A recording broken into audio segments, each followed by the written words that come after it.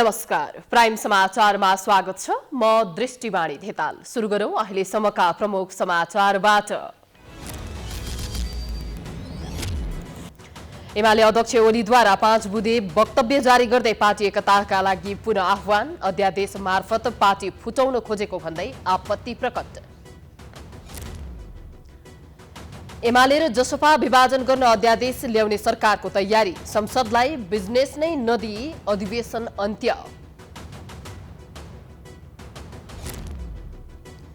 बाध्य भएर महाधिवेशनको मिति सार्न सहमत भएको कांग्रेसका वरिष्ठ नेता पौडेलको खुलासा। सभापति देउवाले पार्टी र सरकारमा एकलौटी गरेको आरोप। अमेरिकी राष्ट्रपति बाइडेनद्वारा अफगानिस्तानबाट सेना फिर्ता गर्ने निर्णयको बचाउ। तालिबानी आउनुमा अफगान नेताहरू नै दोषी भएको जिकिर।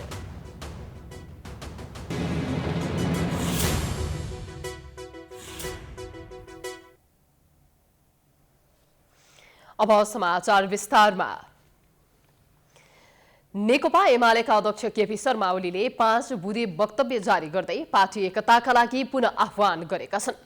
संसद अधिवेशन अन्त्य भएसँगै एमालेको माधव नेपाल पक्षलाई अलग्याउने गरी पार्टी फोड्न अध्यादेश ल्याउने तयारी भइरहेका बेला अध्यक्ष ओलीले पार्टी फुटाउने षड्यन्त्र मान्य र क्षम्य नहुने बताएका हुन्। अध्यक्ष ओलीले प्रतिबद्धता विपरीत संसद अधिवेशन हठात अन्त्य गर्ने र अध्यादेश मार्फत दल विभाजन सम्बन्धी अध्यादेश ल्याएर एमाले विभाजन गर्न खोजेको भन्दै आपत्ति प्रकट गरेका छन्। उनले पार्टी विभाजनका प्रयास विरुद्ध उभिन पार्टीभित्रका सबैसँग अनुरोध पनि गरेका छन्। ओलीले आजका लागि स्थायी कमिटी बैठक र संसदीय दलको बैठक पनि बोलाएका छन्। उनले विधान संशोधनका लागि सबैलाई सुझाव पठाउन आग्रह गरिएको उल्लेख गर्दै राष्ट्रिय राजनीतिको नेतृत्वदायी भूमिकामा पार्टीलाई पुनर्स्थापित गर्न आग्रह पनि गरेका छन्। प्रधानमन्त्री शेरबहादुर देउवाले नेकपा एमाले र जसपा फुटाउने संकेत दिएका छन्। चलिरहेको संसद अधिवेशनमा अन्त्य गराउनलाई दल विभाजन सम्बन्धी अध्यादेश ल्याउने रणनीतिको रूपमा लिइएको छ। एक रिपोर्ट। प्रधानमन्त्री भएको 1 महिना बितिसक्दा पनि मन्त्रीमण्डल विस्तार गर्न नसकेपछि प्रधानमन्त्री शेरबहादुर देउवाले अध्यादेशकै सहारा खोजेका छन्। 5 दलीय गठबन्धनमध्ये नेकपा एमालेका वरिष्ठ नेता माधव कुमार नेपाल समूहलाई पार्टीबाट अलग्याउनका लागि अहिलेको नियमले साथ दिँदैन। एमालेबाट बाहिरिएमा माधव पक्षमा भएका सांसदको पद जाने अवस्था छ। सांसदको पद जोगाउनका लागि माधव पक्षको संसदीय दल र केन्द्रीय कमिटिमा भएका सदस्य संख्याहरूलाई आधार मानेर दल विभाजन सम्बन्धी अध्यादेश ल्याउन प्रधानमन्त्री देउवाले संसद अधिवेशन अन्त्य गराएको आशंका गरिएको छ। सोमबार प्रतिनिधि सभाका सभामुख अग्निप्रसाद सापकोटाले राष्ट्रपति कार्यालयबाट पठाएको पत्र पढेर सुनाउँदै संसदका दुवै सदनको चालु अधिवेशन अन्त्य भएको जानकारी गराएका हुन्।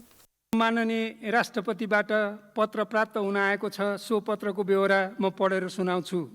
नेपालको संविधानको धारा 93 को उपधारा 2 बमोजिम नेपाल सरकार मन्त्री परिषदको 2078-4-32 को सिफारिसमा संघीय संसदको दुवै सदनको चालु अधिवेशन सम्मत 2078 साल साउन 32 गते सोमबार राति 12 बजेदेखि अन्त्य गरेको छु।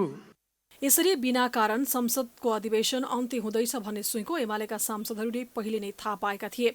संसद अधिवेशन अन्त्य गराउनुको कारण दल विभाजन सम्बन्धी अध्यादेश ल्याउनका लागि हो भन्ने कुरा पनि धेरैले अनुमान गरिरहेका छन्। त्यसैले सोमबारको बैठकमा एमालेको ओली पक्षका सांसद महेश बस्नेतले एमाले फुटाउन अध्यादेश ल्याउन खोजेको प्रति सरकारको ध्यानाकर्षण गराए। उनले देउबा सरकारले अध्यादेशकै बाटो रोज्नुलाई संसदीय इतिहासमा कालो दिनको रूपमा अंकित हुने चेतावनी दिएका छन्। जयसिंह धामी प्रकरणमा उनी हराएको आज 18 दिन भएको छ। 10 दिने आयोग कहाँ बेपत्ता भएको छ यो जनताले खोजिरहेका छन्। अघिल्लो सरकारले चाइनाको वुहानबाट चाहे विद्यार्थीहरूको उद्धार गर्ने क्रम होस्, चाहे अफगानिस्तानमा सुसाइड बमबाट हत्या भएका 12 जना र 24 जनालाई उद्धार गर्ने क्रममा जुन खालको भूमिका खेल्यो त्यो कुराबाट यो सरकारले सिक्नु आवश्यक छ। त्यसैगरी यो वर्तमान सरकारले आज जनताले उही मिस केपी ओली भनिरहेका छन्। किनभने यो सरकारले जसरी विगतमा जनताको पक्षमा काम गरिरहेको थियो, वर्तमान प्रधानमन्त्रीज्यूले काम गरिरहेका राजदूतलाई हटाउने, नयाँ सरकार बनाउन नसक्ने, परराष्ट्र मन्त्री बनाउन नसक्ने, सरकारको पक्षमा भूमिका खेल्न नसक्ने, के फेरि आन्दोलन गर्नुपर्ने हो, फेरि केपी ओलीको सरकार ल्याउनु पर्ने हो। गठजोडबाट बनेको देउबा नेतृत्वको सरकारलाई मन्त्रीमण्डल विस्तारमा चुनौती आएसँगै दल फुटाउने अध्यादेशको तयारीमा सरकार जुटेको हो। यसले जनता समाजवादी पार्टी र नेकपा एमालेको माधव पक्षलाई केही राहत हुने देखिए पनि सरकार सञ्चालनमा अध्यादेशको सहारा लिँदा देउबाको चौतर्फी आलोचना हुनेछ। तर सत्ता गठबन्धन मध्येको एक दल जनता समाजवादी पार्टीका अध्यक्ष उपेन्द्र यादव भने वर्तमान सरकार माधव नेपालकै कारण बनेकाले उनको पार्टी सरकारमा सामेल हुनै पर्ने बताउँछन्। चाहना उहाँको पनि भयो भने उहाँ सरकारमा आउन सक्नुहुन्न, उहाँ सरकारमा आउने नै हो। तर त्यो निर्णय त उहाँले गर्ने हो नि, मैले गर्ने होइन नि।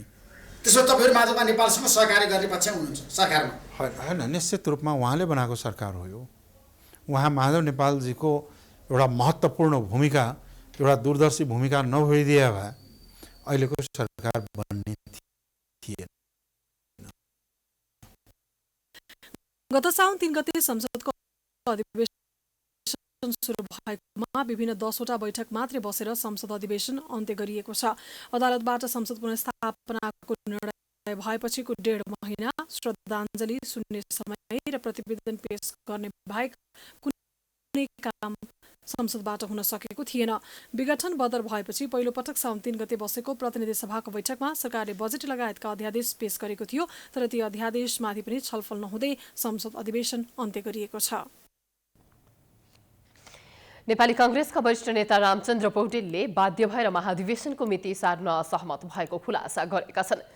नेपालको संविधानको धारा 269 को उपधारा 4 अनुसार महाधिवेशन भएको 5 वर्ष 6 महिनाभित्र केन्द्रीय र प्रादेशिक कार्य समितिको निर्वाचन गरिसक्नुपर्ने स्पष्ट व्यवस्था छ।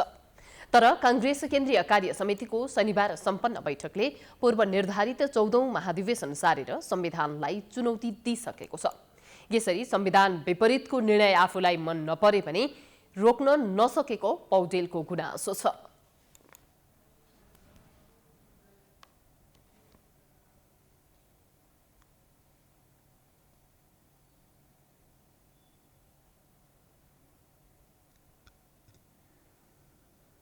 हेर्नुहोस्, मैले त कोसिस धेरै गरेको हुँ होइन।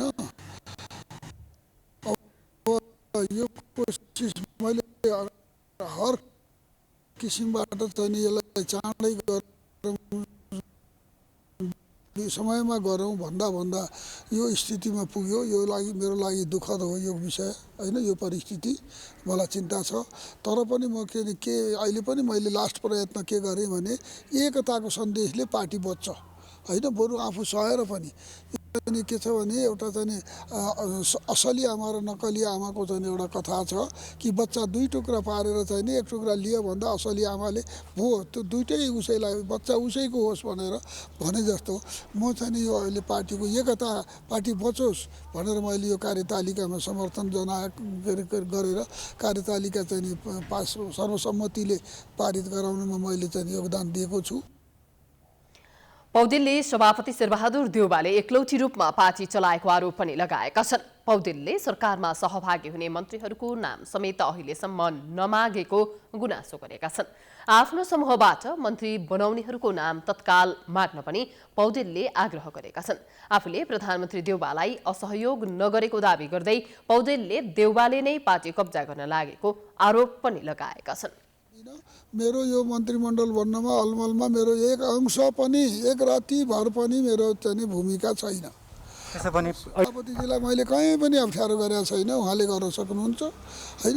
उहाँले सल्लाह माग्नुभयो मसित, ल तपाईँले पनि चाहिँ सजेस्ट गर्नुहोस् मन्त्री भन्नुभयो भने म त्यही अनुसार गर्छु। उहाँले चाहिँ सम्मानजनक है, मैले त यदि सम्मानजनक हैसियत चाहिँ प्राप्त हुन्छ भनेदेखि मैले चाहिँ एउटा चाहिँ योग्य मान्छेहरू, राम्रो मान्छेहरू होइन, पार्टीलाई बदनाम नहुने गरेर, सबैको प्रतिनिधित्व हुने गरेर, समावेशी हुने गरेर होइन मैले सुझाव गर्छु होइन।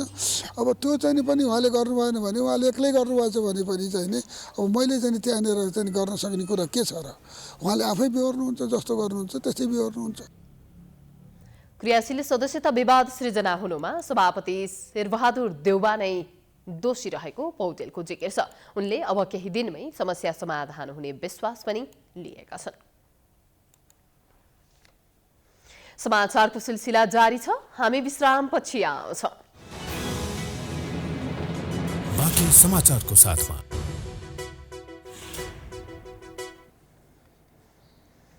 विश्रामपछि स्वागत छ। अब बाँकी समाचार। राष्ट्रिय प्रजातन्त्र पार्टी राप्रपाका अध्यक्ष कमल थापाले अपवित्र गठबन्धन र सत्ता स्वार्थका कारण मन्त्रीमण्डल विस्तार हुन नसकेको आरोप लगाएका छन्। प्रधानमन्त्री नियुक्त भएको 1 महिना बितिसक्दा समेत शेरबहादुर देउवाले अझैसम्म पनि मन्त्री परिषद विस्तार गर्न सकेका छैनन्। मन्त्रीमण्डल विस्तारमा भएको ढिलाइलाई लिएर राप्रपाका अध्यक्ष थापाले कुनै सैद्धान्तिक विचार बिना भएको अपवित्र गठबन्धनका कारण मन्त्रीमण्डल गठन हुन नसकेको जिकिर गरेका हुन्। वास्तवमा यो गठबन्धन अपवित्र गठबन्धन हो। हेर्नुहोस्, पूर्व र पश्चिम जान हिँडेका दुई प्रमुख शक्तिहरू बीचको दुईवटा ठुला पार्टीहरूलाई फुटाएर यो गठबन्धन बनेको छ। यो सैद्धान्तिक वैचारिक गठबन्धन होइन, यो नितान्त सत्ता स्वार्थसँग केन्द्रित गठबन्धन हो र यही सत्ता स्वार्थको आपसी विवादको कारणले गर्दाखेरि यो सरकार अहिले पूर्णता पनि प्राप्त गर्न सकेको छैन, मन्त्री परिषद गठन पनि हुन सकेको छैन। त्यसको पछाडि कुनै सैद्धान्तिक वैचारिक कुरा भन्दा पनि यो सत्ता स्वार्थकै विवादले गर्दाखेरि हो र आगामी दिनमा पनि यो सरकारबाट मैले धेरै ठुलो अपेक्षा गरेका छैन। थापाले देउवा सरकारले कुनै पनि काम गर्न नसक्ने भन्दै केही अपेक्षा नै नरहेको बताएका छन्। कोरोना भाइरस नियन्त्रण र समयमै चुनाव गर्ने काममा मात्रै ध्यान दिन थापाले सरकारलाई सुझाव पनि दिएका छन्। यो सरकारले कमसेकम यो कोभिड महामारीको नियन्त्रणको निमित्त आम जनतालाई खोप लगाउने कार्य गर्न सक्यो भने र तोकिएको समयमा स्थानीय र संसदको निर्वाचन गर्न सक्यो भने त्यो नै ठुलो उपलब्धि हुन्छ भन्ने मलाई लाग्छ।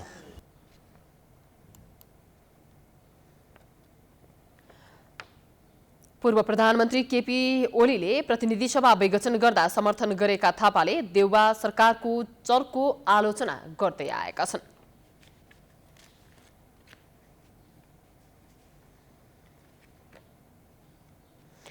केही दिनदेखि काठमाडौँ महानगरपालिकामा फोहोर सङ्कलन हुन सकेको छैन। सडक र चोकमा फालिएको फोहोर कुहिएर दुर्गन्ध फैलिसकेको छ।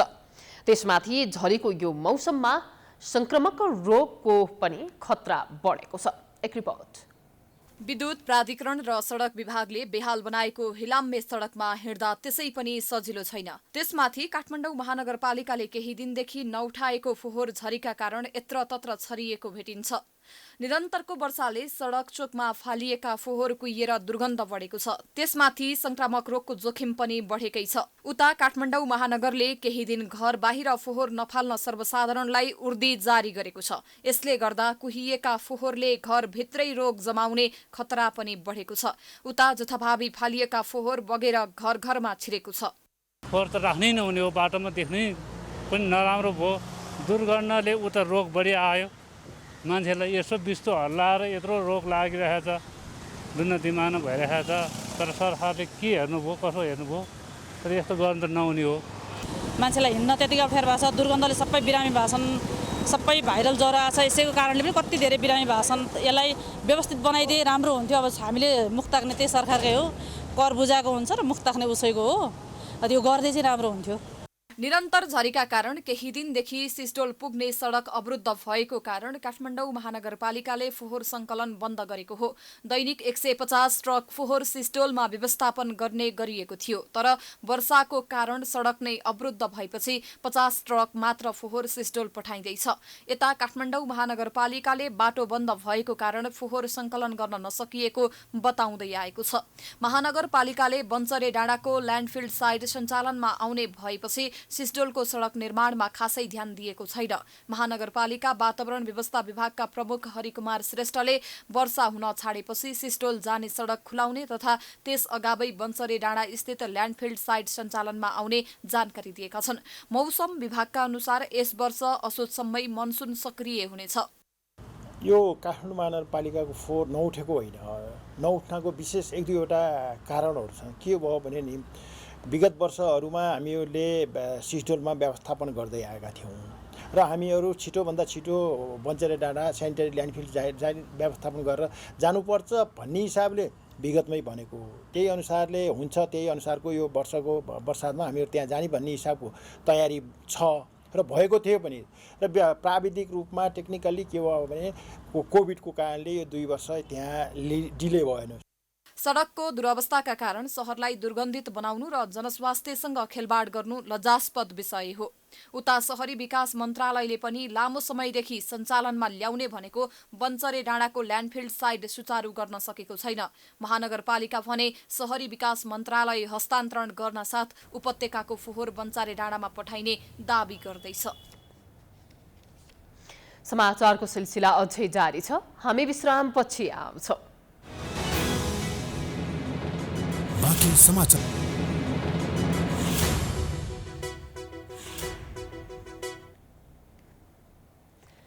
विश्रामपछि स्वागत छ। अब अन्तर्राष्ट्रिय समाचार।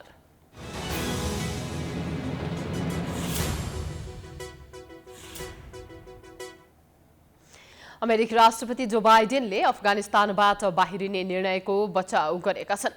तालिबान लडाकुहरूले देश नियन्त्रण गरेको एक दिनपछि अफगानिस्तानमा घटनाहरू सोचेभन्दा छिटो विकसित भएको उनले स्वीकार गरे। उनले अफगानिस्तानमा घानी सरकार पतनको लागि अफगान नेताहरू नै दोषी रहेको बताएका छन्।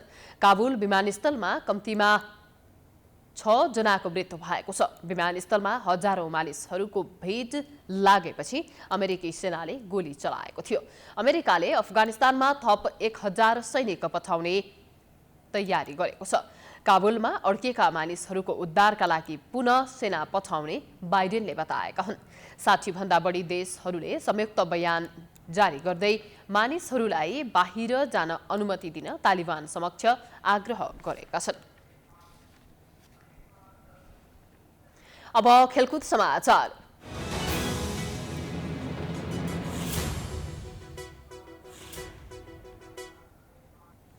हामी समाचारको अन्त्यमा आइपुगेका छौँ। जाँदा जाँदै प्रमुख समाचार पुनः एकपटक। एमाले अध्यक्ष ओलीद्वारा 5 बुँदे वक्तव्य जारी गर्दै पार्टी एकताका लागि पुनः आह्वान। अध्यादेश मार्फत पार्टी फुटाउन खोजेको भन्दै आपत्ति प्रकट। एमाले र जसपा विभाजन गर्न अध्यादेश ल्याउने सरकारको तयारी। संसदलाई बिजनेस नै नदिई अधिवेशन अन्त्य। बाध्य भएर महाधिवेशनको मिति सार्न सहमत भएको कांग्रेसका वरिष्ठ नेता पौडेलको खुलासा। सभापति देउवाले पार्टी र सरकारमा एकलौटी गरेको आरोप। अमेरिकी राष्ट्रपति बाइडेनद्वारा अफगानिस्तानबाट सेना फिर्ता गर्ने निर्णयको बचाउ। तालिबानी आउनुमा अफगान नेताहरू नै दोषी भएको जिकिर।